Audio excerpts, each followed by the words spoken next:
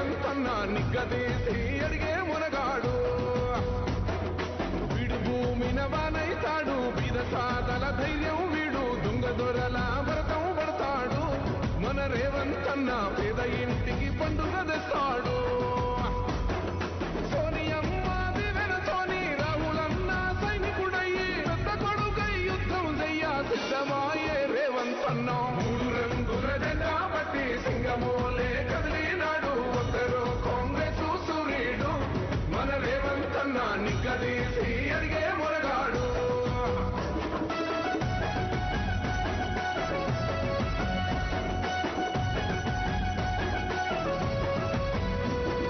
దాడులెన్ని జరిగిన గాని దడువలేదు రేవంతన్న ఇందాకే అనుకున్నాం నిర్విఘ్నం కురుమే దేవ సర్వ కార్యేషు సర్వదా ప్రజాపాలన ప్రభుత్వ అధినేత గౌరవనీయులు రేవంత్ రెడ్డి గారు తెలంగాణ రాష్ట్రాన్ని ప్రపంచంలోనే ఒక ఉదాహరణగా నిలిపేందుకు చేపట్టిన ప్రతి కార్యక్రమం ప్రతిరోజు 18 గంటలు ఒక తపస్సుగా అభివృద్ధి సంక్షేమ కార్యక్రమాల కోసం కృషి చేస్తున్న వేళ ఖైరతాబాద్ గణేశుడి ఆశీస్సులు యావత్ తెలంగాణ ప్రజలకు అందించారు ఈరోజే ఉదయం. అలాగే సీఎం గారు ఒక మంచి మాట అన్నారు శిల్పకళా వేదికలో, విద్య విజ్ఞాన వికాస సమాజానికి ఫౌండేషన్ ఎడ్యుకేషన్ అని. మరి గవర్నమెంట్ అడ్మినిస్ట్రేషన్కి ఫౌండేషన్ జీపీఓస్. ఈ జీపీఓ అనే వ్యవస్థను ఆనరబుల్ సీఎం స్వయంగా సంకల్పించి ఈరోజు మీకు స్వయంగా ఆర్డర్స్ ఇచ్చేందుకు ఏం చేశారు. మరోసారి గట్టిగా చప్పట్లు కొట్టి ఆనరబుల్ సీఎం గారికి స్వాగతం పలుకుదాం. ఇప్పుడు అందరం లేచి నిలబడుదాం. జయ జయ హే తెలంగాణ గొంతు కలిపి పాడతాం. జయ జయ హే తెలంగాణ. తెలంగాణ రాష్ట్ర గీతం.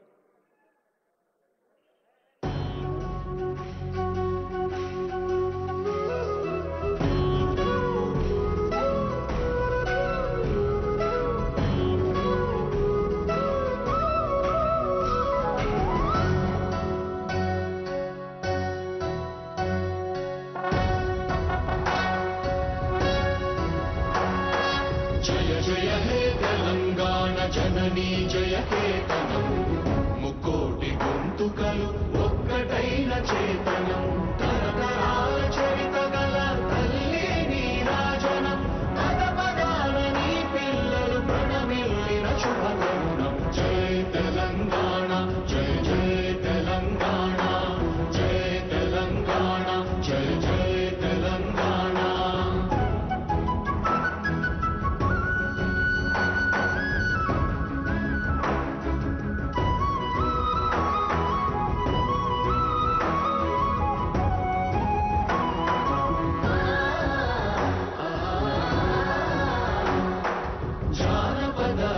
జీవన జావళీలు జాలువార కవి గాయక వైతాళిక కళల మంజీరాలు జాతిని జాగృత పరచే గీతాల జనజాతర అనువిద్యము నీ గానం అమ్మ నీవే మా ప్రాణం. జయ తెలంగాణ జయ జయ తెలంగాణ జయ తెలంగాణ జయ జయ తెలంగాణ.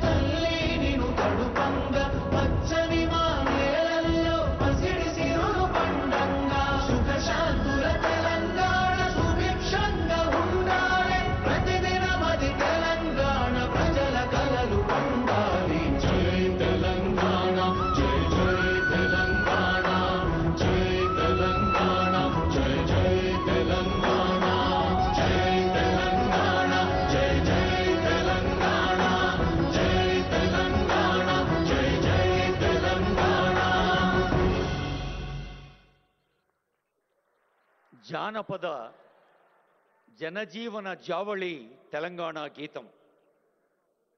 తెలంగాణ రాష్ట్ర సాధన సమయంలో ఇంటింటా మారుమోగిన పాటను మళ్ళా మన గుండెల్లో చివురింపచేసే తెలంగాణ ప్రేమగా అందించిన ముఖ్యమంత్రి గారికి వేదిక నుండి మరో ధన్యవాదాలు తెలియజేస్తూ, జానపద జనజీవన జావళి పాట అయితే జనపదాలు అంటే పల్లెల్లో ఉండే ప్రజల దీపావళి జీపీఓలు అలాంటి ఒక సంకల్పాన్ని ఆచరణ రూపం తెచ్చిన ఆనరబుల్ సీఎం గారికి, ఆనరబుల్ రెవెన్యూ మినిస్టర్ గారికి ఈ పండుగ సందర్భం బహుశా దేశంలో, తెలంగాణ రాష్ట్రమేగా దేశంలో ఎక్కడా ఇన్ని కొలువుల జాతర జరగలేదు. ఎప్పుడూ సీఎం అంటుంటారు మన పోటీ పక్క రాష్ట్రంతో కాదు ప్రపంచంతో అని.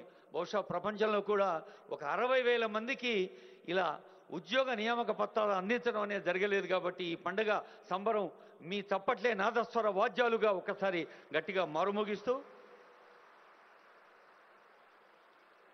ప్రజలకు, ప్రభుత్వానికి పటిష్ట వారధి సమాచార పౌర సంబంధాల శాఖను, మరి రైతుల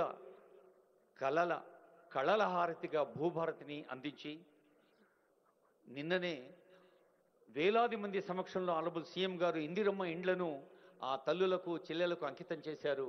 ఇందిరమ్మ ఇండ్లకు సంబంధించిన గృహ నిర్మాణ శాఖ నిర్వహిస్తున్న పెద్దలు, ఈనాటి సభాధ్యక్షులు గౌరవనీయులైన పొంగులేటి శ్రీనివాస్ రెడ్డి గారి సందేశం.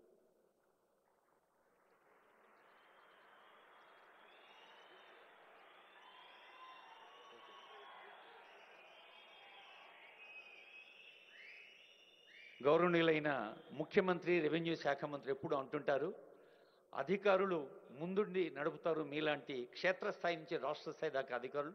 మరి ఇప్పుడు రాష్ట్ర స్థాయిలో ఈ బాధ్యతలు నిర్వహిస్తున్న ప్రధాన కమిషనర్ భూ పరిపాలన శ్రీ డిఎస్ లోకేష్ కుమార్ ఐఏఎస్ గారి స్వాగత వచనాలు. సభకి నమస్కారం. ఈరోజు రెవెన్యూ డిపార్ట్మెంట్కి ఒక శుభదిన. ఎందుకంటే మనకి కొత్తగా గవర్నమెంట్ వచ్చిన తర్వాత నుంచి రెవెన్యూ డిపార్ట్మెంట్లో ఆల్మోస్ట్ సిరీస్ ఆఫ్ రీఫార్మ్స్ని మనకి తీసుకోవడం జరిగింది. ఫస్ట్ మనకి భూభారతి చట్టంని రూపొందించుకోవటము, తర్వాత ఇంప్లిమెంట్ చేయడం స్టార్ట్ చేసుకోవటము, తర్వాత రూల్స్ కూడా ఫ్రేమ్ చేసుకొని అది కూడా ఇంప్లిమెంటేషన్ చేసుకోవటము. సో తర్వాత కొంత పీపుల్ ఫ్రెండ్లీ అంటే ఫార్మర్స్ ఫ్రెండ్లీగా భూభారతి పోర్టల్ని కూడా మనం స్టార్ట్ చేసుకోవడం జరిగింది. తర్వాత దాని సబ్సిక్వెంట్గా మనకి కావాల్సిన ఇంపార్టెంట్ మైల్ స్టోను ఈరోజు ఒకటి ఇంపార్టెంట్ ఏదంటే, మనకి రెవెన్యూ అడ్మినిస్ట్రేషన్ మండల స్థాయి వరకే ఉంది, కానీ విలేజ్ లెవెల్ ఎవరూ లేరు. మనకి రెవెన్యూ డిపార్ట్మెంట్కి సంబంధించిన చాలా రిక్వెస్ట్ రెవెన్యూ సదస్సుల ద్వారా కానీ లేదా ప్రతి సోమవారం జరిగే ప్రజావాణిలు కానీ మనకి దరఖాస్తులు వస్తున్నాయి. కానీ దానికి వెరిఫై చేసుకోవటము, ఎంక్వైరీ చేయటము, దాని మీద డిసిషన్ తీసుకోవడానికి మనకి ఒక సిస్టమ్ లేదు. ఇప్పుడు మనకి ఈ విలేజ్ స్థాయిలో మనకి గ్రామ పాలనా అధికారులు రావటం వల్ల మనకి బృహత్తర ఒక ఏదో గవర్నమెంట్ ఉద్దేశం పెట్టుకుందో దాన్ని నెరవేర్చడానికి మనకి ఉపయోగపడుతుంది. అసలు సిరీస్ ఆఫ్ రిఫార్మ్స్ మళ్ళీ ఫర్దర్గా కూడా మనకి credit goes to our honourable minister and honourable revenue minister. మనకి లైసెన్స్ సర్వేయర్ సిస్టమ్ కూడా మేబీ నవంబర్ టైంలో మనకి ఒక 10,000 వరకు మనకి విలేజ్ లెవెల్ ఉంటారు. సో దీని ద్వారా కూడా మనకి ఏదంటే ఒక ఇంపార్టెంట్ ఇది సర్వే కాంపోనెంట్ మనకి ఎప్పుడు కూడా మన స్టేట్లో మిస్ అయ్యింది. అది కూడా ఇంట్రడ్యూస్ చేస్తున్నాం అన్నమాట. సో అది కూడా షార్ట్లీ ఇదేలాగా ఇంకొక పెద్ద ప్రోగ్రామ్ లాగా చేసి వాళ్ళు కూడా మనము లైసెన్స్ సర్వేయర్స్కి లైసెన్స్ ఇవ్వడం జరుగుతుంది షార్ట్లీ. సో ఇవన్నీ చూసుకుంటూ మనకి ఏదంటే మనము ఒక ఇంపార్టెంట్ రెస్పాన్సిబిలిటీ కూడా మనకి ఇప్పుడు వచ్చింది అని చెప్పుకోవాలి. ఎందుకంటే ఇప్పుడు విలేజ్ లెవెల్ జీపీఓస్ ఉంటున్నారు, లైసెన్స్ సర్వేయర్స్ కూడా వస్తారు. తర్వాత చక్కగా మనకి భూభారతి చట్టం కూడా ఉంది. తర్వాత ఈ పోర్టల్ కూడా రూపొందించుకున్నాము. ఇప్పుడు మనం చేయాల్సినది ఏదంటే మనకు చాలా వరకు గ్యాప్స్ ఉన్నాయి. ఆ గ్యాప్స్ని మనము ఫిలప్ చేయాలి. పర్టికులర్లీ ఏదంటే రెవెన్యూ రికార్డ్స్ మనకి కంప్యూటరైజ్ చేసుకున్నాం, కానీ దానికి సరిపోయే సర్వే రికార్డ్స్ లేవు మనకి. ఇప్పుడు నెక్స్ట్ ఫ్యూ డేస్లో మనకి ఈ సర్వే అన్నీ మనకి ఆల్మోస్ట్ 2,29,00,000 మనకి సర్వే నంబర్స్ ఉంటే ఇప్పుడు ప్రాబ్లము లేనివి అనుకోవచ్చు. మనకి 2,14,00,000 వరకు మనకి ఉన్నాయి. దాన్ని కొంత వెరిఫై చేసి దానికి సర్వే మ్యాప్ క్రియేట్ చేసుకోవటము, దాంతో తోడుగా దాన్ని జేఐ రెఫరెన్స్ చేసుకోవటము. తర్వాత మనకి ఆల్రెడీ భూభారతి చట్టంలో కూడా గవర్నమెంట్ డిసిషన్ తీసుకుంది. ఏదంటే ఫర్దర్గా మనం ఏం రిజిస్ట్రేషన్ చేయాలన్నా కూడా ముందు సబ్ డివిజన్ చేసుకుంటూ తర్వాత రిజిస్ట్రేషన్ కానీ మ్యూటేషన్స్ కానీ అవన్నీ చేసుకోవాల్సి వస్తుంది. దాన్ని కూడా ఆనరబుల్ మినిస్టర్ గారు జనవరి అని టార్గెట్ పెట్టారు, జనవరి నుంచి ఇంప్లిమెంట్ చేయాలని. కాబట్టి మనము టైము చాలా తక్కువగా ఉంది. సో ఈ రిఫార్మ్స్ మనకి ఈ తీసుకొచ్చిన జీపీఓస్, తర్వాత లైసెన్స్ సర్వే సిస్టము, సో దీనివల్ల మనకి చాలా ఉపయోగం పడుతుంది. రైతులకు కూడా మనము చాలా మేలు చేయాల్సి వస్తుంది. దాన్ని దృష్టిలో పెట్టుకొని ఈరోజు ఒక శుభదినము. అదేలాగా మనకి ఇంకా ఎక్కువగా రెస్పాన్సిబిలిటీ మా రెవెన్యూ డిపార్ట్మెంట్ మీద పెట్టినట్లు ఉంటుంది. అందరూ కలిసికట్టుగా ఇది తీసుకొని మనము ముందుకు వెళ్ళాలి. దీంతో ఇప్పుడు మనకి రెవెన్యూ సదస్సులు కూడా మనకి 8,60,60,000 అప్లికేషన్స్ వచ్చినాయి. ఈ ఎంక్వైరీ చేయడానికి మనకి ఆఫీసర్స్ లేక చాలా వరకు కొంత వెనకబడ్డాము. ఇప్పుడు మీరందరూ వచ్చారు కాబట్టి దానికి సంబంధించింది కూడా ఎంక్వైరీ చేసుకోవటము, దాన్ని కూడా మనము డిస్పోజ్ చేసుకోవటము, ఫార్మర్స్గా ఫ్రెండ్లీగా మనం చాలా అక్సెసిబుల్గా ఉండాలి. ఫార్మర్స్కి కూడా మనం మేలు జరగాలి. మళ్ళీ అందరూ కలిసికట్టుగా గవర్నమెంట్కి ఈ రిఫార్మ్స్ వల్ల మనకి ఏముందో మీకు కూడా బెనిఫిట్ ఉంది. సో దాని బెనిఫిట్ని కూడా మనము ప్రజలు కూడా పాస్ ఆన్ చేయాలి. గవర్నమెంట్ కూడా మంచి పేరు తీసుకురావాలి. సో ఇది మనకి బ్రీఫ్గా వెల్కమ్ అడ్రస్. మనకి ఇప్పుడు 5,106 మంది గ్రామ పాలన అధికారులకి ఇక్కడ అపాయింట్మెంట్ ఆర్డర్ ఇస్తున్నాము. దీంతో తోడుగా ఒక 1,700 మంది మనకి జూనియర్ అసిస్టెంట్స్ ఉంటున్నారు. సో వీళ్ళందరూ కలిసి మనకి 6,800 మంది వరకు మనకి విలేజ్కి క్లస్టర్ వారీగా చూసుకోవడానికి పంపిస్తుంటాము. వాళ్ళతో తోడుగా మనకి ఆల్రెడీ రికార్డ్ అసిస్టెంట్గా కూడా 1,100 మంది ఉన్నారు. తర్వాత విఆర్ఎస్ కూడా 39,000 మంది ఉన్నారు. అందరూ కలిపితే ఇక విలేజ్ లెవెల్ చూస్తే 11,800 మంది మనకి ఒక పెద్ద ఆర్మీ లాగా తయారవుతారు. సో ఇప్పటి నుంచి మనకి విలేజ్ లెవెల్ ఏమో ఆవట్లేదు, ఫార్మర్స్కి రైతులకి మేలు జరగట్లేదు అనేది మాత్రం మనకి రాకూడదు. సో నేను ఆన్ బిహాఫ్ ఆఫ్ యూ అందరి తరఫున గవర్నమెంట్కి మనం ప్రామిస్ చేస్తున్నాము. ఎట్టి పరిస్థితుల్లో గవర్నమెంట్కి చెడ్డ పేరు రాకుండా మేము ఈ గవర్నమెంట్ నిర్దేశించిన ఉద్దేశాన్ని మనము ముందుకు తీసుకువెళ్తామని చెప్తూ, సో ధన్యవాదాలు అందరూ. Thank you. Shri DS Lokesh Kumar గారికి ధన్యవాదాలు. భూభారత్ అనే సౌధంలో 4 స్తంభాలు ఆనరబుల్ సీఎం గారు ప్రజాంకితం చేసినప్పుడు చెప్పారు. చట్టము, నియమాలు, వ్యవస్థ, పోర్టల్. ఈరోజు 3వ స్తంభం వ్యవస్థలో మీరు మూల స్తంభాలుగా ఈరోజు నిలుస్తున్నారు.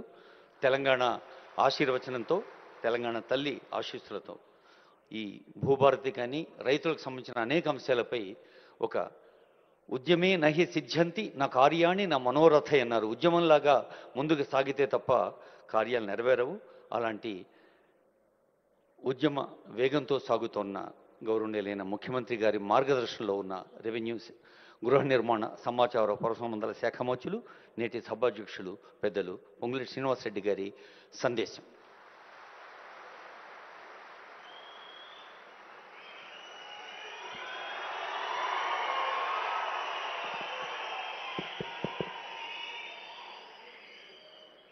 సభకు నమస్కారం.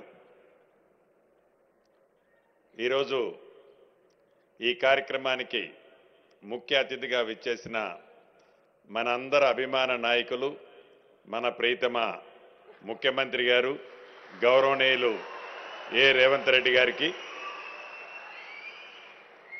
వేదిక మీద ఉన్న గౌరవ స్పీకరు గడ్డం ప్రసాద్ గారికి, గౌరవ సహచర మంత్రివర్యురాలు సోదరిమణి సీతక్క గారికి, గౌరవ శాసన మండలి విప్ గారు మహేందర్ రెడ్డి గారికి, గౌరవ పార్లమెంటు సభ్యులకి, గౌరవ సహచర శాసన సభ్యులకి, గౌరవ కార్పొరేషన్ చైర్మన్లకు, అదే రకంగా సీఎం అడ్వైజర్ గారు వేం నరేందర్ రెడ్డి గారికి, revenue principal secretary Lokesh Kumar గారికి, ఇంకా వేదిక మీద అనేక మంది ప్రముఖులు, అధికారులు, ఈ కార్యక్రమానికి హాజరైన నా రెవెన్యూ కుటుంబ సభ్యులు,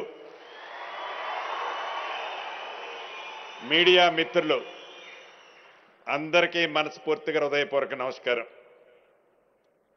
చాలా సంతోషం. ఆనాడు ఎన్నికల ముందు ఏదైతే మన నాయకులు రాహుల్ గాంధీ గారు కానీ, ఆనాటి పిసిసి అధ్యక్షులు ఈనాటి మన ప్రీతమ ముఖ్యమంత్రి గారు రేవంత్ రెడ్డి గారు కానీ, ఇప్పటి డిప్యూటీ చీఫ్ మినిస్టర్ గారు ఆనాడు మన ప్రతిపక్ష నాయకులు బట్టి గారు కానీ మేమందరం కానీ మీ దీవెనలతో ప్రజా ప్రభుత్వం ఏర్పడి ఇందిరమ్మ రాజ్యం వచ్చిన తర్వాత అర్ధరహితంగా ఆనాటి ప్రభుత్వం అర్ధరాత్రి తీసుకొచ్చిన ఏ చట్టం రెవెన్యూ చట్టాన్ని తీసుకొచ్చి ప్రజలను ఇబ్బంది పెట్టిందో ధరణి అనే ఒక భయంకరమైన భూతాన్ని ప్రజలకి ఇబ్బంది కలగకుండా దాన్ని అరేబియా మహాసముద్రంలో వేస్తామని చెప్పిన మాట ప్రకారం సముద్రంలో వేయటమే ముఖ్యం కాదు, అర్ధరాత్రి ఆనాటి ప్రభుత్వంలాగా ప్రజలకు ఉపయోగకరం కాని చట్టం కాకుండా ప్రజలకి చుట్టములా ఉండే ఒక అద్భుతమైన చట్టాన్ని తీసుకురావాలని గౌరవ ముఖ్యమంత్రి సూచనలతో, గౌరవ కేబినెట్ మంత్రుల సూచనలతో, అనేక మంది శాసనసభ్యులు పార్లమెంటు సభ్యుల సూచనలతో నిద్రపోని అనేక రాత్రులు అధికారులు చాలా మంది కష్టపడి అద్భుతమైన భూభారతి చట్టం 2025 చట్టాన్ని తీసుకొచ్చి అసెంబ్లీ సాక్షిగా ఆ చట్టాన్ని ఆనాడు తెలంగాణ రాష్ట్ర ప్రజలకి ఒక చట్టంలా తయారు చేసే భాగంలో ఏ ధరణిని ఆనాటి దొరలు తీసుకొచ్చారో ఆ ధరణిలో లోపాలని భవిష్యత్తులో ప్రజలకి తెలియజేసే ఉద్దేశంతో తెచ్చే చట్టాన్ని ఆపాలని అసెంబ్లీ సాక్షిగా వారు చేసిన ప్రయత్నం రాష్ట్ర ప్రజలందరూ చూశారు. దానికి ప్రత్యక్ష సాక్ష్యం గౌరవ స్పీకర్ గారు కూడా ఇక్కడే ఉన్నారు. అయినా ప్రజలకిచ్చిన మాటే మాకు ముఖ్యమని గౌరవ ముఖ్యమంత్రి గారి సూచనలతో అద్భుతమైన చట్టాన్ని జనవరి మొదటి వారం ఈ సంవత్సరంలో తీసుకొచ్చి 90 రోజుల్లో ఆ చట్టానికి విధి విధానాలు అంటే రూల్స్ అండ్ రెగ్యులేషన్స్ ను కూడా తయారు చేసి ఆ రూల్స్ అండ్ రెగ్యులేషన్స్ ను కూడా తయారు చేసేటప్పుడు నాకు తెలిసి గౌరవ ముఖ్యమంత్రి గారు ఒక 36-37 గంటలు నిద్రపోయి ఉండరు. చాలా సందర్భాల్లో గౌరవ ముఖ్యమంత్రి గారిని మేము విసిగిస్తుంటాం. అయినా ఓపికగా ఒక చట్టం చేస్తున్నాం. ఆ చట్టానికి ఆనాడు 2020లో చేసిన చట్టం ధరణి చట్టానికి 3 సంవత్సరాలైనా దానికి రూల్స్ రెగ్యులేషన్స్ ఆనాటి ప్రభుత్వం చేయలే.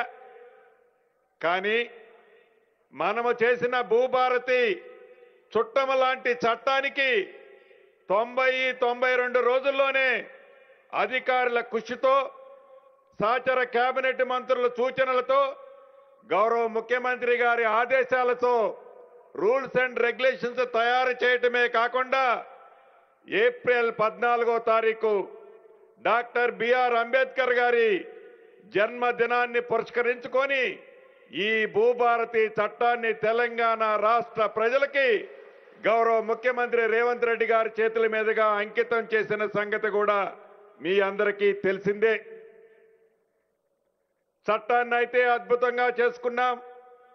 ఈ చట్టం దేశంలో అన్ని రాష్ట్రాలకు ఒక రోల్ మోడల్గా ఉండే విధంగా ఎక్కడా చిన్న లోపాలు లేకుండా బ్రహ్మాండమైన చట్టాన్ని తయారు చేసుకొని దానికి విధి విధానాలు నిర్మించుకొని ఆ చట్టం ఆధారంగా ప్రజలలోకి ఆనాటి ధరణితో ఇబ్బంది పడ్డ ప్రజలని విముక్తులని చేయటం కోసం ముఖ్యంగా భూములున్న ఆసాములకి పూర్తి భద్రత కల్పించే విధంగా ఆనాటి దొరల ఆలోచనలకి భిన్నంగా ప్రజా ప్రభుత్వం పేదవాడి భరోసా ఇచ్చే విధంగా పేదవాడి ఆత్మ గౌరవానికి ఎన్నుదండుగా ఉండే విధమైన ఈ చట్టంతో 3 విడతల్లో పైలట్గా 4 మండలాల్లో రాష్ట్ర వ్యాప్తంగా చేశాం. ఈ చట్టం యొక్క ఫలితాలు ఎలా ఉంటాయని తర్వాత ప్రతి జిల్లాలో 32 జిల్లాలలో ప్రతి మండలంలో మళ్ళీ చేశాము ఒక గ్రామంలో. అవి అయిన తర్వాత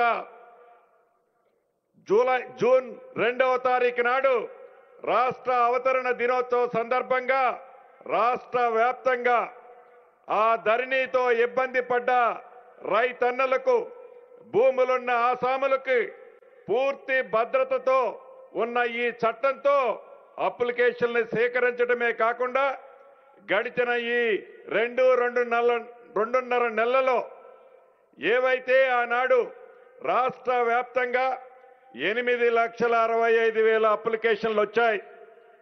అదనంగా ఆనాడు 2020 చట్టం చేసేటప్పుడు ఏదైతే సాదా బైనామాలకి మీరు అప్లై చేసుకోండి, ఆ సాదా బైనామాల సమస్యల్ని పరిష్కరిస్తామని చెప్పిన ఆనాటి దొరవారు ఆ చట్టంలో సాదా బైనామాల అంశాన్నే పెట్టని కారణంగా ఆన్లైన్లో అప్లికేషన్లు అయితే తీసుకున్నాం, కానీ ఒక్క సమస్యకు కూడా సాదా బైనామాల సమస్యలు పరిష్కరించలే.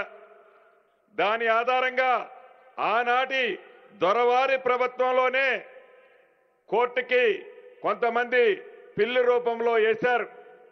అంటే సాదా బైనామాలకు సంబంధించిన 9,26,000 అప్లికేషన్లతో పాటు 8,65,000 అప్లికేషన్లు మళ్ళీ రెగ్యులర్గా వారి కష్టాలు బాధలకు సంబంధించిన అంశాలు అప్లికేషన్ల రూపంలో ఈ భూభారతి చట్టం వచ్చిన తర్వాత గ్రామానికి రెవెన్యూ అధికారులే ధరణిలాగా చెప్పులు అరిగిందాకా ఎంఆర్ఓ చుట్టూ, ఆర్డీఓ చుట్టూ, అడిషనల్ కలెక్టర్ చుట్టూ, కలెక్టర్ చుట్టూ, సిసిఎల్ఐ చుట్టూ తిరగకుండా రాష్ట్ర యంత్రాంగం, రెవెన్యూ యంత్రాంగమే గౌరవ ముఖ్యమంత్రి రేవంత్ రెడ్డి గారు సూచనలతో మీ రెవెన్యూ గ్రామానికి మీ ఇంటి వద్దకే రెవెన్యూ అధికారులను పంపించి మీరిచ్చిన 8,65,000 అప్లికేషన్ని ₹1 కూడా ఛార్జీ చేయకుండా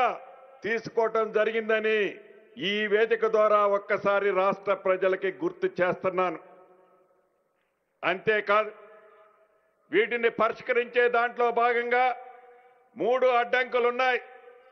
మొదటిది ఏదైతే సాదా బైనామాలకు సంబంధించిన అంశం, ఆనాటి దొరవారు చేసిన తప్పిదాల వల్ల కోర్టులో ఆ కేసు స్టేలో ఉంది. ఆనరబుల్ కోర్టులో భూభారత్ వచ్చిన తర్వాత ఏజీ గారితో గౌరవ ముఖ్యమంత్రి గారు కేబినెట్ అనేక పర్యాయాలు చర్చించి ఆ స్టేని గడిచిన వారం రోజుల కిందే ఆనరబుల్ కోర్టు నుంచి దాన్ని స్టేని వెకెట్ చేయించుకోవడం కూడా జరిగింది.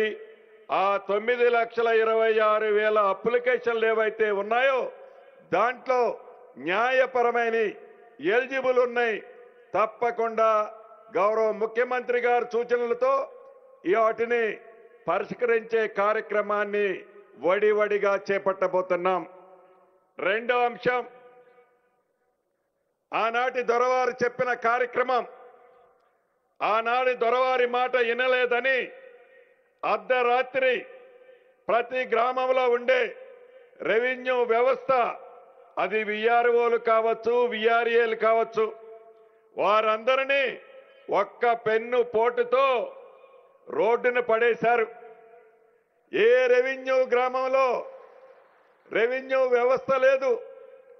ఏదన్నా ప్రకృతి విపత్తు వస్తే, అంటే మొన్న కామారెడ్డిలో వచ్చినట్లు, అంతకుముందు ఖమ్మం జిల్లాలో వచ్చినట్లు, గోదావరి పరివాహక ప్రాంతాల్లో వచ్చినట్లు ఏదైనా విపత్తు వస్తే ఆ విపత్తును కూడా ప్రత్యక్షంగా చూసి ఆ రెవెన్యూ అధికారులు ఆర్డీఓ గారికో కలెక్టర్ గారికో చెప్పే వ్యవస్థ కూడా లేదు అనే జ్ఞానం కూడా లేకుండా ఆ వ్యవస్థని రోడ్డు మీద ఆనాటి ప్రభుత్వం పడేసిపోతే, మీ దీవెళ్లతో వచ్చిన ఈ ప్రజా ప్రభుత్వం ఎన్నికల ముందు చెప్పిన మాట ప్రకారం రాష్ట్రంలో ఉన్న 10,954 రెవెన్యూ గ్రామాలకు మన ప్రభుత్వం, అంటే ఇందిరమ్మ ప్రభుత్వం వచ్చిన తర్వాత రెవెన్యూ అధికారుల్ని ఇస్తామన్న మాట ప్రకారం ఈనాడు క్లస్టర్లుగా చేసి 6,860 క్లస్టర్లు చేసి ఈరోజు గౌరవ ముఖ్యమంత్రి రేవంత్ రెడ్డి గారి చేతుల మీదుగా వారికి సర్టిఫికెట్లు ఇచ్చి ప్రతి రెవెన్యూ గ్రామానికి రెవెన్యూ అధికారిని బాధ్యతాయుతమైన అధికారిని నియమించే కార్యక్రమాన్ని ఈరోజు నెరవేర్చుకోబోతున్నాం. ఇక మూడో అంశం ఒక్కటి ఉంది.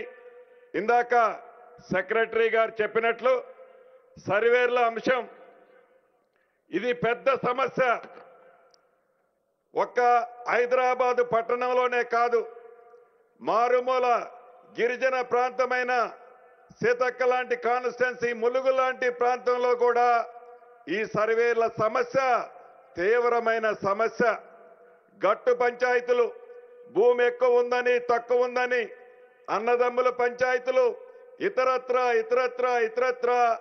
అనేక సమస్యలతో ఈ భూ పరిష్కారం, భూమి సమస్యలు పేరుకుపోయిన మాట వాస్తవం. దీన్ని ఎలా పరిష్కరించాలన్నది దేశంలోని అనేక రాష్ట్రాలకి మన రెవెన్యూ సిబ్బందిని పంపించి అనేక రాష్ట్రాల్లో ఉన్న మోడల్స్ని సేకరించి చివరికి ప్రభుత్వ పక్షాన ఈనాడున్న 318 సర్వేర్లకు అదనంగా ఇంకా ఒక 800 చిల్లర సర్వేర్లని, గవర్నమెంట్ సర్వేర్లని అపాయింట్ చేస్తూ అదనంగా రాష్ట్ర వ్యాప్తంగా 7,000 మంది లైసెన్స్ సర్వేర్లను కూడా రాబోయే ఉగాది నాటికి రాష్ట్ర ప్రజలకి వాళ్ళను కూడా అంకితం చేయటం జరుగుద్దని కూడా ఈ వేదిక ద్వారా మీకు తెలియజేస్తున్నాను. ఈ 3 సమస్యలతో రాబోయే రోజుల్లో ఒక భూభారత్లో వచ్చిన అప్లికేషన్లే కాదు, సాదా బైనామాల అంశమే కాదు, ఎప్పుడో 30 సంవత్సరాల క్రితం ప్రభుత్వం వివిధ ప్రాజెక్టుల కోసం భూసేకరణలు చేస్తే ఆ భూసేకరణలు చేసిన భూములు ఇంకా కొన్ని ప్రాంతాలలో రైతుల పేర్లతోనే ఉన్నాయి. వాటిని ఇంకా రైతులు ఆ పానీ నకల్లో, ఆ పానీలో కొన్ని ప్రాంతాల్లో వారి పేర్లే కనిపిస్తున్నాయి. అంతేకాదు ఈ భూభారతి చట్టం ప్రతి డిసెంబర్ 31వ తారీఖు నాడు జమాబందీ కార్యక్రమం కూడా ఏదైతే సాఫ్ట్వేర్లో ఉన్న ఈ ప్రింట్ని హార్డ్ కాపీ ప్రింట్ తీసి ప్రతి రెవెన్యూ గ్రామాల్లో దీన్ని తప్పకుండా ఆ గ్రామంలో ఆ సంవత్సరంలో ఎవరైతే అమ్ముకున్నారో, కొనుక్కున్నారో, ఎవరి పేరు చేంజ్ అవ్వాలనో ఈ రెవెన్యూ అధికారి చెప్పిన అంశాన్ని ఆధారంగా ఆ ఎంఆర్ఓ గారు, ఆ ఆర్డీఓ గారు ఆ రికార్డులని, ఆ సంవత్సరంలో జరిగిన ట్రాన్సాక్షన్స్ అన్నిటినీ నీటిగా ఏ సమస్య రాకుండా స్పాట్లో అక్కడే పరిష్కరించే మార్గం కోసం ఈనాడు ఇంత పెద్ద ఎత్తున మనం ఏర్పాటు చేసుకున్న ఈ వ్యవస్థ తప్పకుండా ప్రజలకు ఉపయోగపడుతుందని మనస్ఫూర్తిగా కోరుకుంటున్నాను. ఇంకా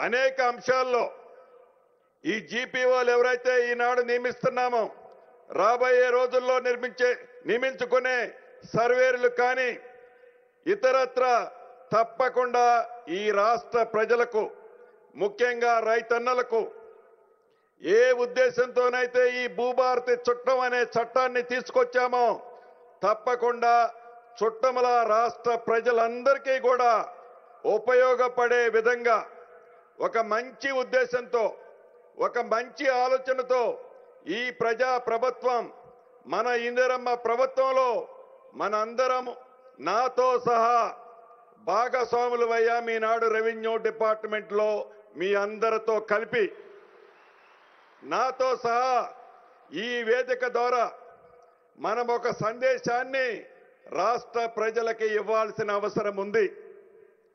చట్టం అయితే అద్భుతంగా చేసుకున్నాం. ఈ చట్టం రాబోయే రోజుల్లో చుట్టమనే పదే పదే నాతో పాటు మీరు చెప్తున్నారు. ఈ చెప్పేదాన్ని రాష్ట్ర ప్రజలకి నాతో సహా మనందరం ఒక ప్రతిజ్ఞ కూడా చేయాల్సిన అవసరం ఉంది. కాబట్టి తప్పకుండా అందరూ లెగిచి మీ రైట్ హ్యాండ్ని ముందుకు సాపి నేను చెప్పింది మీరు చెప్పాలని మనస్ఫూర్తిగా కోరుకుంటూ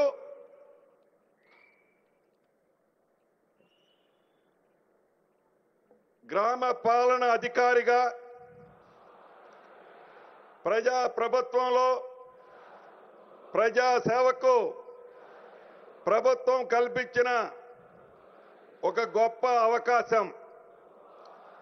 భూ సంబంధిత విధి నిర్వహణలో పారదర్శకతతో నిబద్ధతతో న్యాయబద్ధంగా పని చేస్తానని 4 కోట్ల తెలంగాణ రాష్ట్ర ప్రజలకి ప్రతిజ్ఞ చేస్తున్నాను.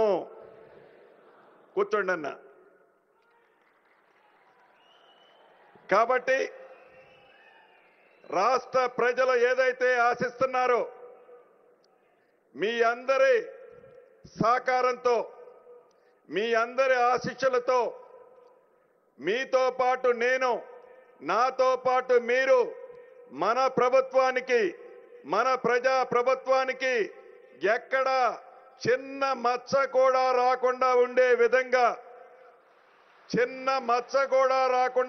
విధంగా మీ అందరి సహాయ సహకారాలు మీ కృషి కావాలని మనస్ఫూర్తిగా మరొక్కసారి నా కుటుంబ సభ్యులందరినీ కోరుకుంటూ ఈ అవకాశం ఇచ్చిన మీకు గౌరవ ముఖ్యమంత్రి గారికి మరొక్కసారి మనస్ఫూర్తిగా శిరస్సు వంచి అభినందనలు కృతజ్ఞతలు చెప్తూ సెలవు తీసుకుంటున్నాను.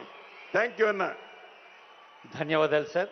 సభాధ్యక్షులు రెవెన్యూ శాఖ మంత్రులు వారి స్ఫూర్తిదాయక సందేశానికి ధన్యవాదాలతో 4 కోట్ల తెలంగాణ ప్రజల సేవలో లాల్ బహదూర్ స్టేడియంలో కానీ ఈ హైటెక్స్లో కానీ వేలాది మంది నియామక పత్రాలు అందుకున్న వాళ్ళు బహుశా వాళ్ళ ఇంటి గోడల మీద ఒక సూక్తి రాసుకొని ఉంటారు. ఇవాళ టీచర్స్ డే కదా, స్కూల్ గోడల మీద ఉన్నట్టు. ముఖ్యమంత్రి గారు ఒక వాక్యాన్ని బాగా స్ట్రెస్ చేస్తుంటారు. ఉద్యోగం కాదిది భావోద్వేగం అని. And emotional attachment towards the given duty. మరి ఇందాకే అనుకున్నాం, సీఎం గారు రాకముందు ఆనరబుల్ సీఎం, డిప్యూటీ సీఎం, మంత్రులు, పెద్దలందరూ రోజుకు 18 గంటలు తెలంగాణ కోసం తపనతో పనిచేస్తున్నప్పుడు dedicated leader gets a dedicated team. ఆ డెడికేటెడ్ లీడర్కు మనమంతా డెడికేటెడ్ టీమ్గా ఉండాలని హామీ ఇస్తూ, ఎక్కడైనా బహిరంగ సభలంటే ప్రజలు ఉంటారు, కానీ తెలంగాణ ప్రజాపాలన ప్రభుత్వంలో వేలాది మంది ఉద్యోగులు ఉంటారు. ఈ బహిరంగ సభను ఉద్దేశించి ఆనరబుల్ సీఎం గారి సందేశం. కాంగ్రెస్ సూర్యుడు మన రేవంత్ అన్న నిగ్గదీసి అడిగే మునగాడు. వీడు భూమిన వానైతాడు, వీర సాదల ధైర్యం వీడు, దొంగ దొరల వ్రతం పడతాడు.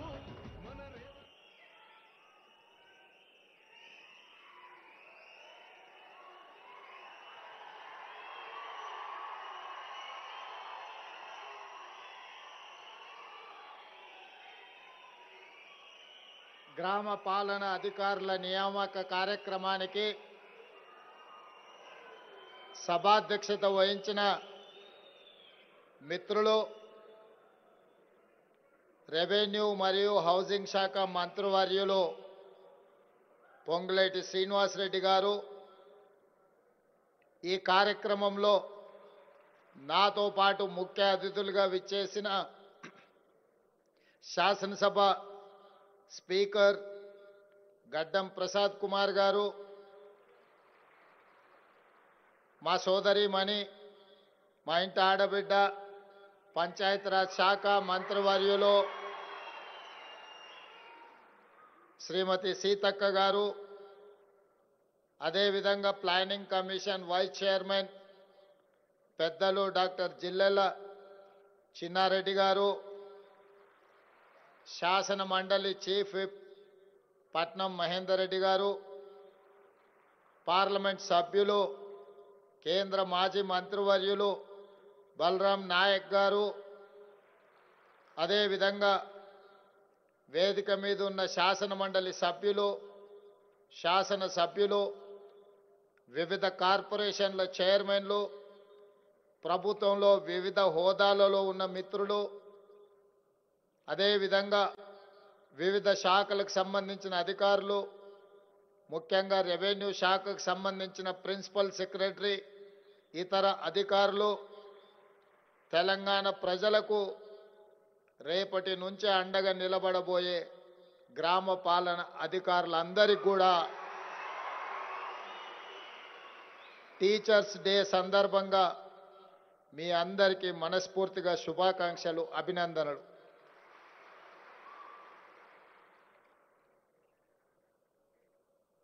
మిత్రులారా, మిమ్మల్ని ప్రభుత్వ ఉద్యోగులుగా సంబోధించకుండా మిత్రులు అని ఎందుకు సంబోధిస్తున్నాను అంటే, ఆనాడు తెలంగాణ ఉద్యమంలో రెవెన్యూ శాఖకు సంబంధించిన సిబ్బంది ఉవ్వెత్తున ఉద్యమంలో పాల్గొని తెలంగాణ రాష్ట్ర సాధనలో మీరు చాలా క్రియాశీలక పాత్ర పోషించారు. ఈరోజు ఉదయం ఉపాధ్యాయుల దగ్గర నేను వారికి చెప్పిన, ఉపాధ్యాయులు తెలంగాణ ఉద్యమంలో ప్రతి గ్రామంలో మారుమూల పల్లెల్లో భావ వ్యాప్తికి వారు కృషి చేసిండ్రు అని. ఉపాధ్యాయులతో పాటు రెవెన్యూ శాఖ సిబ్బంది, ఆర్టీసీ కార్మికులు, సింగరేణి కార్మికులు, విద్యుత్ శాఖ కార్మికులు అందరూ ఆనాడు తెలంగాణ ఉద్యమంలో అత్యంత క్రియాశీలకంగా పాత్ర పోషించి తెలంగాణ రాష్ట్ర సాధనలో తమ వంతు కృషిని వారు చేయబట్టే ఈనాడు తెలంగాణ రాష్ట్రము సాకారమైంది. తెలంగాణ రాష్ట్రం ఏర్పడిన మొదటి ముఖ్యమంత్రి గారు ఉద్యమంలో పాల్గొని తెలంగాణ రాష్ట్ర సాధనలో బాధ్యత వహించిన వాళ్ళందరికీ ఒక గుర్తింపు, గౌరవము, వాళ్ళ యొక్క ప్రతిష్ట పెరగడానికి వారి ప్రయత్నం చేస్తారని మీరు, మేము, మనమందరం ఆశించినాం. కానీ జరిగిన పరిణామాలు 10 సంవత్సరాల పరిపాలనలో ఆర్టీసీ కార్మికులు దాదాపుగా 55-60 మంది ఆత్మహత్యలు చేసుకున్నా వాళ్ళ యొక్క సమస్యల్ని పరిష్కరించలేదు.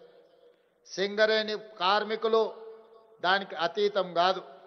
అదేవిధంగా పంచాయతీరాజ్ శాఖకు సంబంధించిన వాళ్ళు కానీ, రెవెన్యూ శాఖకు సంబంధించిన సిబ్బందిని ఒక దొంగలుగా, లేకపోతే ఈ రాష్ట్రాన్ని దోసుకున్న దాంట్లో రెవెన్యూ శాఖ సిబ్బందే అత్యంత క్రియాశీలక పాత్ర పోషించింది అన్నట్టుగా ప్రజల ముందు మిమ్మల్ని దోషులుగా నిలబెట్టే ప్రయత్నం చేసింది. అయితే ఈ సందర్భంగా కొంత చరిత్రను మనము చర్చించుకోవాల్సిన అవసరం ఉన్నది. ఈ సందర్భంగా మనం గుర్తు చేసుకోవాల్సిన అవసరం కూడా ఉన్నది. భూమికి ఈ తెలంగాణ ప్రజలకు విడదీయరాని అనుబంధం. ఈ భూమి మీద జరిగిన ఏ పోరాటమైనా, ముఖ్యంగా తెలంగాణ ప్రాంతంలో జరిగిన భూ పోరాటాలన్నీ కూడా తండాలలో, గూడాలలో, మారుమూల పల్లెల్లో జరిగిన పోరాటాలన్నీ కూడా భూమి చుట్టూతోనే తిరిగినాయి. ఆనాడు జల్ జమీన్ జంగల్ నినాదంతో ఆదివాసీల కోసం అమరుడైన కొమరం భీముడు కొట్లాడింది ఈ భూమి కోసమే. ఆ తర్వాత చాకలి ఐలమ్మ కావచ్చు, దొడ్డి కొమరయ్య కావచ్చు, రావి నారాయణ రెడ్డి కావచ్చు, భూమి కోసం, భుక్తి కోసం, విముక్తి కోసం వారు ఆనాడు సాయుధ రైతాంగ పోరాటం చేసి నిజాంలను, రజాకర్లను దిగంతాలకు తరిమి కొట్టి ఈ భూమి కోసమే పోరాటాలు చేసిండ్రు. అందుకే భూమి కోసం, భుక్తి కోసం, విముక్తి కోసం జరిగిన పోరాటాలు ఈనాడు చరిత్ర పుటలలో కథలుగా మన పెద్దలు మనకు చెబుతున్నారు. అదే కాదు, ఆ తర్వాత ఉమ్మడి రాష్ట్రంలో సమైక్య పాలనలో ఆ ప్రాంతం నుంచి ఈ ప్రాంతానికి వచ్చిన వాళ్ళు మన భూమిని చెరబడుతున్నారని తెలంగాణ ఉద్యమానికి పునాదులు పడ్డాయి. మన భూమి మీద ఆధిపత్యం సాధించాలనుకున్న ప్రతి సందర్భంలో అది కొమరం భీముడు కావచ్చు, చాకలి ఐలమ్మ కావచ్చు, సమైక్య రాష్ట్రంలో జరిగిన పోరాటాలు కావచ్చు, భూమి చుట్టూతనే ఈ తెలంగాణ ప్రాంతంలో భూ పోరాటాలు జరిగినాయి. ఇవే కాదు, భూమి కోసం జరిగిన పోరాటాలే కాదు, భూదాన ఉద్యమాలు కూడా. పోచంపల్లి అనే ఊరు భూదాన్ పోచంపల్లిగా ప్రపంచ చరిత్రలోనే ఒక గుర్తింపు సాధించిందంటే వెదిరే రామచంద్రారెడ్డి గారి లాంటి భూస్వాములు వందలాది ఎకరాలను భూములను పేదలకు పంచిపెట్టి భూదాన ఉద్యమానికి పునాదులేసింది కూడా ఈ తెలంగాణ ప్రాంతంలోనే. వీరే కాదు, ఆనాడు నక్సల్ బరి ఉద్యమంలో దున్నేవాడికే భూమి అని నక్సల్ నినదిస్తే పివి నరసింహారావు గారు మన తెలంగాణ బిడ్డ శ్రీమతి ఇందిరాగాంధీ గారిని ఒప్పించి మెప్పించి అగ్రికల్చర్ సీలింగ్ యాక్ట్ను తీసుకొచ్చి వేలాది ఎకరాల భూములున్న భూస్వాములను, జామీందారులను, జాగీర్దారుల నుంచి ఆ భూములను తీసుకొని దళితులకు, గిరిజనులకు, ఆదివాసీలకు, ఇతర వెనుకబడిన వర్గాలకు అసైన్మెంట్ పట్టాల పేరు మీద 25 లక్షల ఎకరాల భూ పంపకాలు ఈ తెలంగాణ భూగడ్డ మీదనే జరిగినాయి. ఇదే కాదు, పోడు భూముల పట్టాలు 10 లక్షల ఎకరాలు ఆదివాసీల కోసం కాంగ్రెస్ అధికారంలో ఉన్నప్పుడే పేదలకు పోడు భూముల పట్టాలను పంచివ్వడం జరిగింది. ఇవన్నీ నేను ఎందుకు చెప్తున్నా మిత్రులారా అంటే, ఈ తెలంగాణ ప్రాంతంలో భూమికి, ఇక్కడున్న పేదవాడికి, ఈ ప్రజలకున్న అవినాభావ సంబంధం తల్లికి బిడ్డకు ఉన్న సంబంధం. ఈ తల్లికి బిడ్డకున్న సందర్భంలో ఎవరైనా భూతల్లిని ఆక్రమించుకోవాలనుకున్నప్పుడు ఈ ప్రాంత ప్రజలు వీరోచితంగా పోరాటాలు చేసి వీరులుగా నిలబడి విజయం సాధించారు. ఆనాటి కొమరం భీముడి నుంచి మొదలు పెడితే మొన్నటి 2023 తెలంగాణ ఎన్నికల వరకు మీరు ఒకసారి చరిత్రను గమనించండి, ఒకసారి చరిత్రను పరిశీలించండి. ఈ చరిత్రలో భూమిని ఆక్రమించుకోవాలనుకున్న వాడిని, భూమిని చెరబట్టాలనుకున్న వాడిని ఈ ప్రాంత ప్రజలు దిగంతాలకు తరిమి కొట్టిన చరిత్ర ఉన్నది. ప్రత్యేక తెలంగాణ రాష్ట్రంలో ధనదాహంతో, భూదాహంతో ఈ భూమిని చెరబట్టాలన్న ఆలోచనతో ఆనాటి పాలకులు ధరణి అని ఒక భూతాన్ని సృష్టించారు. ఆ ధరణి భూతమే వాళ్ళ భూదాహాన్ని తీర్చుకోవడానికి వినియోగించుకోవాలనుకున్నారు. ధరణి ద్వారా వాళ్ళు కొల్లగొట్టే భూములు లెక్కలు తెలియవద్దు, ప్రజలకు అర్థం కావద్దు అని అంటే మిమ్మల్ని బలివ్వాలి అని మీ విఆర్ఓ, విఆర్ఏ వ్యవస్థల్ని ధరణి ద్వారా కొల్లగొట్టాలనుకున్న వేలాది లక్షలాది ఎకరాల భూముల లెక్కలు పక్కాగా తెలిసిన విఆర్ఓ, విఆర్ఏలను తొలగించుకోకపోతే వాళ్ళ దోపిడీ గ్రామాన తెలుస్తుంది. వాళ్ళ దుర్మార్గాన్ని తెలంగాణ సమాజం ప్రశ్నిస్తుందని మిమ్మల్ని బలి పశువులుగా నిలబెట్టారు. అందుకే ఎప్పుడైనా విశ్వాసం కలిగిన కుక్కనైనా చంపాలి అని అంటే పిచ్చిదని ముద్రయ్యాలి అని పెద్దలు చెప్పారు.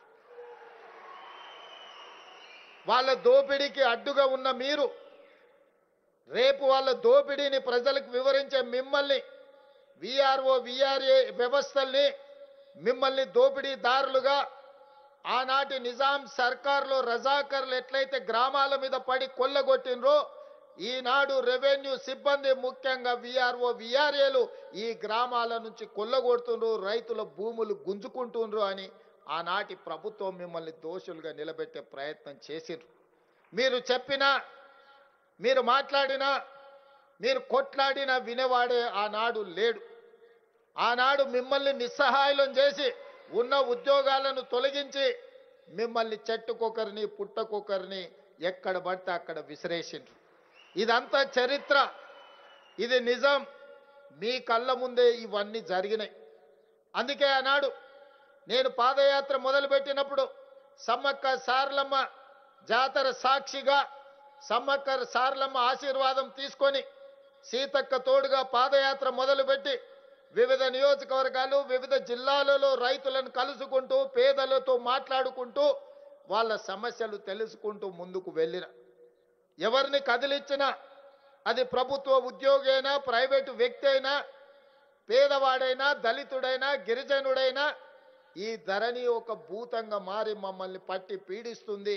ఈ కొరివి దయ్యం నుంచి మాకు విముక్తి కలిగించండి అని చెప్పి అందుకే రాహుల్ గాంధీ గారితో చెప్పించిన సిడబ్ల్యూసి సమావేశంలో తీర్మానం చేసినాం. ప్రజాపాలనలో ఇందిరమ్మ రాజ్యంలో ధరణిని బంగాళాఖాతంలో ఇసిరి వేస్తాం, దానికి ప్రత్యామ్నాయంగా చట్టాన్ని తెస్తామని ఆనాడు చెప్పడం జరిగింది. దాంట్లో భాగంగానే దీని మీద మనసు పెట్టి ఈ సమస్యను పరిష్కరించే మంత్రి నాకు తోడుగా ఉంటే ఆ సమస్యకు శాశ్వత పరిష్కారం దొరుకుతుంది అని చెప్పి శ్రీనివాసరెడ్డి గారు రెవెన్యూ శాఖ అడగలే. కానీ నేనే ఢిల్లీలో మా పెద్దలతో మాట్లాడి ముఖ్యమంత్రికి ఒక నిర్ణయం తీసుకున్నా. ఈ రెవెన్యూ శాఖకు శ్రీనివాసరెడ్డి గారిని మంత్రిగా పెట్టడం ద్వారా ఈ ధరణి అనే మహమ్మారిని వదిలించడానికి అవసరమైన ప్రణాళికలు సిద్ధం చెయ్యాలి అని చెప్పి వారితో పాటు నిష్ణాతులైన నిపుణులతో ఒక కమిటీ వేయడం జరిగింది. చర్చించినాం, విడతల వారిగా చర్చించినాం, రోజుల వారిగా నెలల కొద్దీ చర్చించినాం, సూచనలు తీసుకున్నాం, సలహాలు పాటించినాం. చివరికి భూభారతి 2025 చట్టాన్ని తీసుకొచ్చి ఈ తెలంగాణ 4 కోట్ల ప్రజలకు అంకితం చేయడం ద్వారా ఈ రోజు ధరణితో పట్టుకున్న దరిద్రాన్ని భూభారతి ద్వారా పరిష్కరించే ప్రయత్నం చేసిన మిత్రులారా. మీకందరికీ తెలుసు ఈరోజు తెలంగాణ సమాజంలో ఉన్న భూముల యొక్క సమస్యలు. ఈరోజు యజమాని పేరు రాదు, అమ్ముకున్నోడు పేరు అందులోకి వస్తుంది, లేకపోతే ఇతర సమస్యలు ఉంటాయి. ప్రజలకు అందుబాటులో ఉండే విఆర్ఓ విఆర్ఏలే కాదు, తహసీల్దారులు ఈ ప్రజలకు ప్రత్యక్షంగా అందుబాటులో ఉంటారు. గ్రామాల నుంచి పేదలు వచ్చి అడిగినప్పుడు దాన్ని పరిష్కరించే అధికారం వీళ్ళ దగ్గర నుంచి తీసేసారు. ఇది గంప గుత్తగా కలెక్టర్కు కట్టబెట్టారు. ఆ పైన కుర్చీలో ఉన్న పెద్దలు ఆ అధికారాన్ని చేతిలో ఒడిసి పట్టుకున్నారు. సమస్యకు పరిష్కారం కాదు, ఎన్నిసార్లు తిరిగినా మీరేం సమాధానం చెప్పలేరు. దాంతో మీ మీద కోపము ఆవేశంగా మారి ఇబ్రహీంపట్నంలో తహసీల్దార్నే పెట్రోల్ పోసి తగలబెట్టే పరిస్థితి వచ్చింది. మల్రెడ్డి రంగన్న నియోజకవర్గంలోనే ఈ ధరణి భూతం వల్ల అమ్ముకున్నోళ్ళు తిరిగి కొత్త రికార్డులు వచ్చినాయని ఆ భూమి ఇంకోవరికి ఒప్పందం చేస్తే జంట హత్యలు ఈ ధరణి వల్ల అదే ఇబ్రహీంపట్నం నియోజకవర్గంలో జరిగినాయి. ఇవి 1-2 ఉదాహరణలు మాత్రమే నేను చెప్పదలుచుకున్నా. సిరిసిల్లలో ఒక ఆడబిడ్డ తన రెవెన్యూ రికార్డును సర్దిద్దుకోవడానికి లంచం అడిగిందని నేను ఇవ్వలేనని చెప్పి తాలిబొట్టును తీసి ఆ అధికారి కార్యాలయానికి తగిలిచ్చి వచ్చింది. అది సహజంగా వచ్చిన సమస్య కాదు, ధరణి వల్ల వచ్చిన సమస్య. ధరణి తీసుకొచ్చిన సమస్య పేదలకు, రెవెన్యూ అధికారులు తెచ్చిన సమస్య కాదు. అది రెవెన్యూ అధికారుల సమస్య కాదు, ఆనాటి పాలకులు తీసుకొచ్చిన సమస్య. ఆనాటి పాలకులు అంటించిన వైరస్, ఆ వైరస్ పేరే ధరణి. ధరణి పేరు మీద వాళ్ళు కొల్లగొట్టిన భూముల లెక్కలు తొందరలోనే గ్రామ పాలన అధికారులుగా మీరు వచ్చిన తర్వాత తీయాలి. అందుకే అన్ని రకాలుగా ఆలోచన చేసినాం, అందరితో మాట్లాడినాం, అందరి సలహాలు సూచనలు తీసుకున్నాం. తీసుకున్న తర్వాత పేద రైతులకు ప్రభుత్వానికి ఒక వారధి ఉండాలి, సారథులుగా మీరు మారాలి అని ఈరోజు గ్రామ పాలన అధికారులను 5,000 మందిని నియమిస్తున్నాం. మిత్రులారా, ప్రభుత్వానికి పేద ప్రజలకు ఈ తెలంగాణ సమాజంలో ఉన్న దాదాపుగా 1,56,00,000 ఎకరాల భూములకు సంబంధించి, వ్యవసాయ భూములకు సంబంధించి రెవెన్యూ రికార్డులను ప్రక్షాళన చేయడమే కాదు, పారదర్శకంగా పేద రైతులకు అందుబాటులోకి తేవడమే కాదు, గతంలో జరిగిన తప్పిదాలను సరిదిద్ది ఈ రోజు ప్రజలకు అందుబాటులో పెట్టవలసిన బృహత్తరమైన బాధ్యత మీ భుజ స్కంధాల మీద ఉన్నది. మిత్రులారా, ఈ భూభారతి చట్టం పకడ్బందీగా అమలు జరగాలి, పేదవాడికి న్యాయం జరగాలి అనంటే ఈ గ్రామ పాలన అధికారులు ఈ రోజు ప్రజలకు అందుబాటులో ఉండాలన్న ఆలోచనతోనే ఈరోజు మా ప్రభుత్వం తిరిగి మిమ్మల్ని నియమించే ప్రక్రియకు ఈరోజు పూనుకున్నది. ఇదే కాదు, సాదా బైనామాలు ఇప్పుడే పెద్దలు శ్రీనివాసరెడ్డి గారు చెప్పారు. దాదాపుగా 8-9 లక్షల ఎకరాల సాదా బైనామాల అప్లికేషన్లు సంవత్సరాల కొద్దీ అక్కడ నిరీక్షిస్తున్నాయి. ఇవాళ మీరు బాధ్యత చేపట్టిన ఎంబడే భూభారతి సమస్యల్ని పరిష్కరించడమే కాదు, ధరణి దరిద్రాన్ని వదిలించడమే కాదు, సాదా బైనామాల్ని పేదలకు అందుబాటులోకి తీసుకొచ్చి వీటిని అమలు చేయాల్సిన బాధ్యత కూడా మీ మీదనే ఉంది. ఇక్కడే మనం జాగ్రత్తగా ఉండాలి. ఏ సమాజంలో అయినా, ఎంత గొప్ప వ్యవస్థల్లో అయినా 2%, 3%, 5% కొంతమంది చెడు వాళ్ళు ఉంటారు. అంత మాత్రాన వ్యవస్థను మొత్తాన్ని మనం తగలబెట్టుకుంటామా? ఇవాళ ఇంట్లోకి ఎలుక దూరితే ఎలుకని పట్టుకుంటామా, ఇల్లు తగలబెట్టుకుంటామా? ఒక్కసారి ఆలోచన చెయ్యండి. అట్లనే ఆనాడు రెవెన్యూ శాఖలో ఎవరైనా విఆర్ఓలో, విఆర్ఏలో, తహసీల్దార్లో ఎవరైనా చిన్నదో పెద్దదో తప్పిదం చేసి ఉండొచ్చు. తప్పులు చేసే వాళ్ళకి ప్రయత్నం చేయాలి, సరిదిద్దుకోమని ఒక అవకాశం ఇవ్వాలి. అయినా ఇవ్వకపోతే మన చట్టాలు ఉన్నాయి, మన విధి విధానాలు ఉన్నాయి, వాళ్ళ పట్ల మనం చర్యలు తీసుకోవడానికి. అంతేగాని సొంత ఇంటిని తగలబెట్టుకున్నట్టు ఈ వ్యవస్థను మొత్తాన్ని రద్దు చేయడం ద్వారా వాళ్ళ దొంగతనాలు కప్పిపుచ్చుకోవడానికే ప్రయత్నం జరిగింది తప్ప ఇది వ్యవస్థ వల్ల, మీ రద్దు వల్ల పేదలకు న్యాయం జరగలేదు. 20 నెలల్లో ముఖ్యమంత్రిగా పరిపాలనలో, అదే విధంగా గ్రామ సభలలో, ఇతర ప్రభుత్వ కార్యక్రమాలు, అది రేషన్ కార్డులు కావచ్చు, లేకపోతే సన్న బియ్యం ఇచ్చే విషయంలో కావచ్చు, లేకపోతే భూ సంస్కరణలు తీసుకొచ్చి తద్వారా రైతు భరోసాను అందుబాటులోకి తీసుకురావాలనుకున్నప్పుడు రెవెన్యూ వ్యవస్థ లేని లోటు, విఆర్ఓలు, విఆర్ఏలు లేని వ్యవస్థ లోటు మాకు కనిపించింది. అందుకే మంత్రులతో మంత్రివర్గ సమావేశంలో మాట్లాడిన మనం ఖచ్చితంగా ఈ వ్యవస్థను ఏదో ఒక రూపంలో పునరుద్ధరించి ప్రజలకు అందుబాటులోకి తీసుకురావాలి. మంత్రివర్గ సహచరులు నాకు ఒక సూచన, హెచ్చరిక చేసిండ్రు. వాళ్ళని పూర్తిగా దుర్మార్గంగా వాళ్ళ మీద ఒక ముద్ర వేసింది గత ప్రభుత్వం. ఇవాళ దుర్మార్గమైన ముద్ర ఎంత పాతుకుపోయిందంటే మీరు చెరిపేసినా చెరగనంత బలంగా వాళ్ళు ముద్రేసిండ్రు, పచ్చబొడిసినట్టు. మరి ఈ వ్యవస్థను మీరు పునరుద్ధరిస్తే మళ్ళీ ప్రజలకు ఇబ్బంది జరుగుతుంది, రైతులకు కష్టం వస్తుంది, రైతులకు నష్టం జరుగుతుందని ఆ ప్రభుత్వం మిమ్మల్ని ప్రచారం చేస్తారు కదా. దీన్ని ఏ విధంగా ఎదుర్కొంటారని నన్ను సహచర మంత్రివర్గ సభ్యులు అడిగినారు. అంటే నేను ఒక మాట చెప్పిన, ప్రభుత్వంలో ఎంతోమంది ముఖ్యమంత్రులు అయినారు, ఎన్నో ప్రాజెక్టులు కట్టారు. పండిత్ జవహర్లాల్ నెహ్రూ గారు మొదలుపెట్టిన మన నాగార్జున సాగర్, శ్రీశైలం, శ్రీరామ్ సాగర్ లాంటి ప్రాజెక్టులు, ఆ తర్వాత ముఖ్యమంత్రులుగా వచ్చిన వాళ్ళు కట్టిన భీమా, నెట్టంపాడు, కోయిల్ సాగర్ ఇలాంటి ఎన్నో ప్రాజెక్టులు కట్టిండ్రు. వాళ్ళందరూ ప్రాజెక్టులు కట్టిండ్రు. ఆ ప్రాజెక్టులు ఈ రోజుకు ఉన్నాయి. మరి గత పాలకులు కట్టిన కాళేశ్వరం కూలేశ్వరం అయింది కదా. కూలిపోయిన కాళేశ్వరాన్ని చూపించి ఆ పార్టీని రద్దు చేస్తారా? లేకపోతే వాళ్ళందరినీ వీళ్ళని తొలగించినట్టు మొత్తం ఉద్యోగాల నుంచి తొలగించడానికి అవకాశం ఉందా అని నేను అడిగిన. నిజంగానే చిన్నదో పెద్దదో తప్పు జరిగితే మొత్తం వ్యవస్థనే రద్దు చేసిండు. 1,00,000 కోట్లు ఖర్చు పెట్టిన కాళేశ్వరం కట్టడం, కూలడం 3 ఏళ్లలోనే జరిగిపోయింది. మరి వాళ్ళనేమనాలి, వాళ్ళకేం శిక్ష విధించాలనో నేను కాదు, ఈ ప్రశ్న నేను అడగను.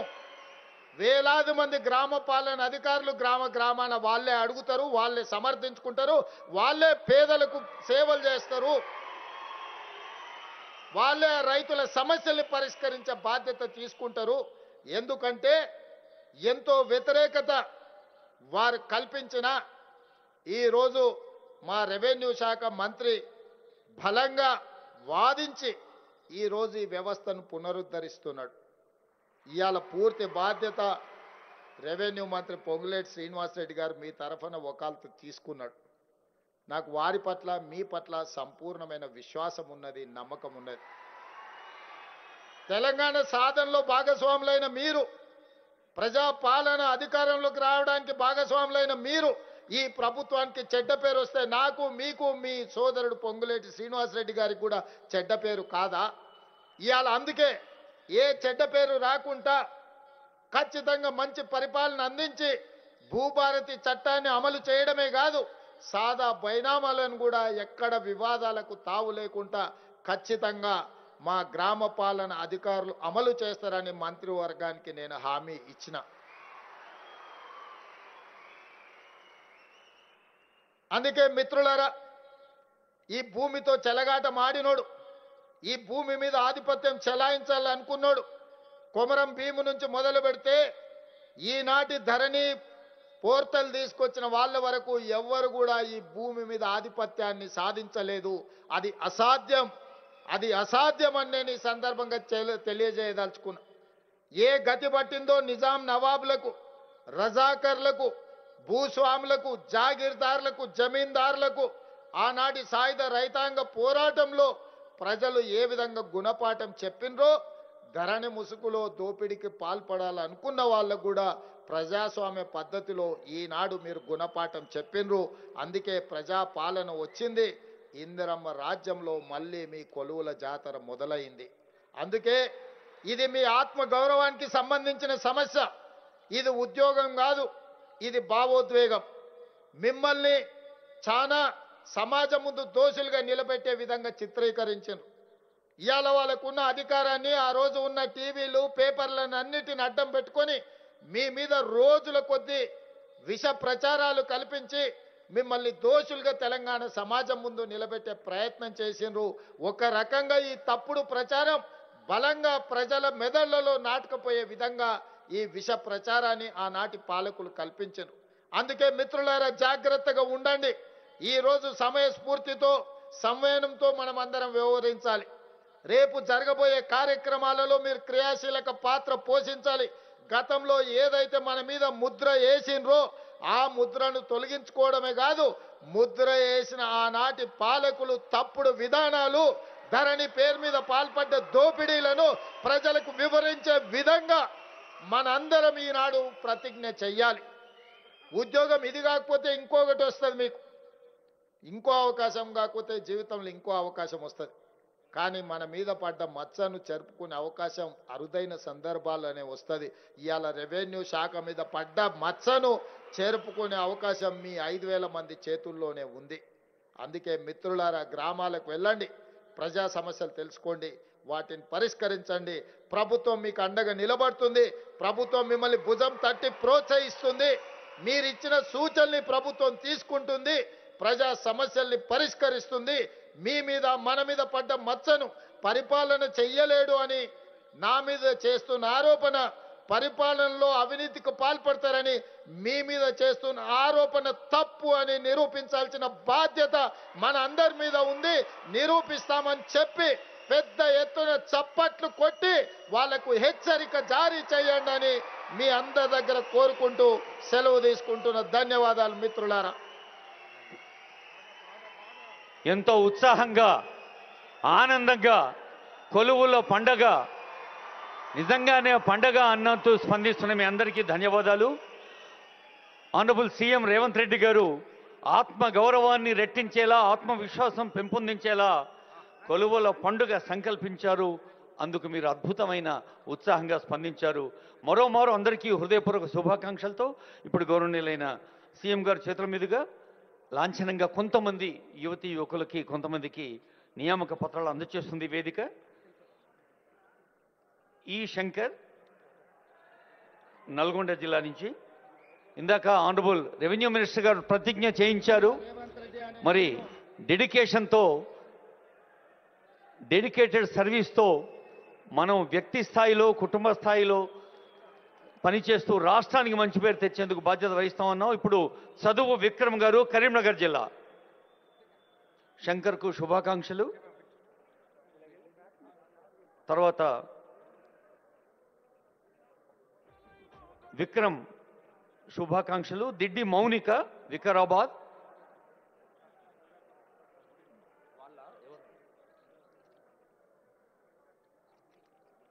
మౌనిక తర్వాత పాల్ ప్రశాంత్ కుమార్, సంగారెడ్డి.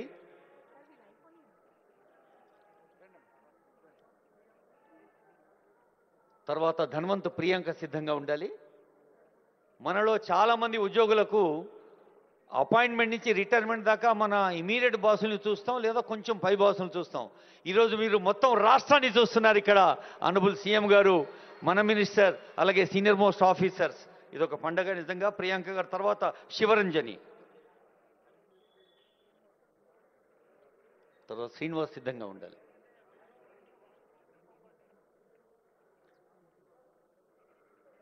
గోల్డ్ శివరంజని హైదరాబాద్, ఇందాక ప్రియాంక నిజామాబాద్, ఇప్పుడు బి శ్రీనివాస్ నిర్మల్ శ్రీనివాస్ తర్వాత కమ్మరి కవిత మహబూబ్ నగర్. ఇందాక శివరంజని హైదరాబాద్, ఇప్పుడు శ్రీనివాస్ నిర్మల్, ఇప్పుడు కవిత మహబూబ్ నగర్, మళ్ళా పాలమూరు బిడ్డ, ఇప్పుడు తర్వాత రాధిక వరంగల్.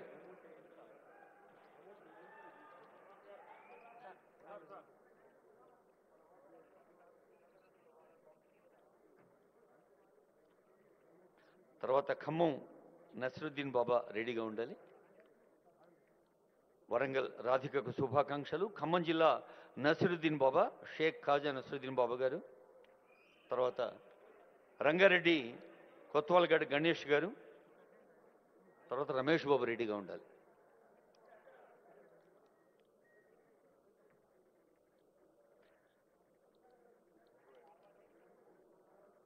కొత్వాల్గడ్ గణేష్ రంగారెడ్డి జిల్లా, తర్వాత రమేష్ బాబు నాగర్ కర్నూలు.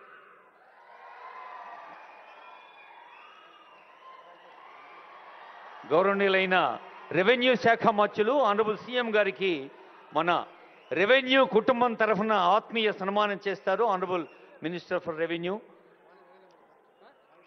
అది మొత్తం రెవెన్యూ ఫ్యామిలీ అందరూ కలిసి చేస్తున్న సన్మానం సీఎం గారికి.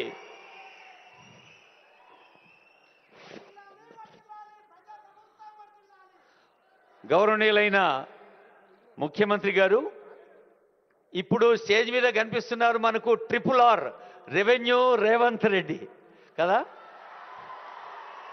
RRR అంటే తెలంగాణ అభివృద్ధి పథంలో ముచ్చటైన 3 భాగాలు వారి సంకల్పం. మరి ఈరోజు రెవెన్యూను మరింత బలోపేతం చేసే గ్రామ పాలనా అధికారులందరూ ఈ సన్మానంలో పాల్గొంటున్నారు.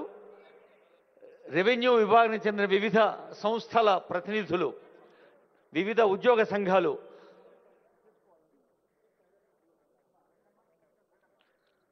మే now request collector Rangareddy Narayana Reddy sir.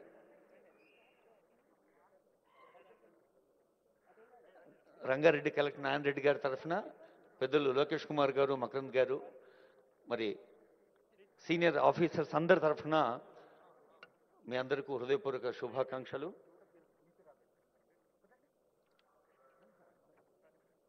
సన్మానం ఇట్లా అవుతుంటే మనం అట్లా సైలెంట్గా ఉంటామా? అది అప్పటి సీఎం మాట్లాడుతుంటే, రెవెన్యూ మినిస్టర్ మాట్లాడుతుంటే మీరు చాలా జోష్తో హోస్తో చప్పట్లు కొట్టారు. ఇప్పుడు ఈ ఆనందాన్ని ప్రత్యక్ష ప్రసారం ద్వారా చూస్తున్నారు 4 కోట్ల మంది తెలంగాణ ప్రజలు, మీ కుటుంబ సభ్యులు, దోస్తులు, చుట్టాలుగా అందరూ. కాబట్టి లేచి నిలబడి చప్పట్లు కొడుతూనే ఉందాం, ఈ ఆనందాన్ని ప్రపంచానికి పంచుతూనే ఉందాం. 3 రంగుల జెండా బట్టి సింగమోలే కదిలినాడు ఒక్కరో కాంగ్రెస్ సూర్యుడు మన రేవంత్ అన్న నిగ్గదీసి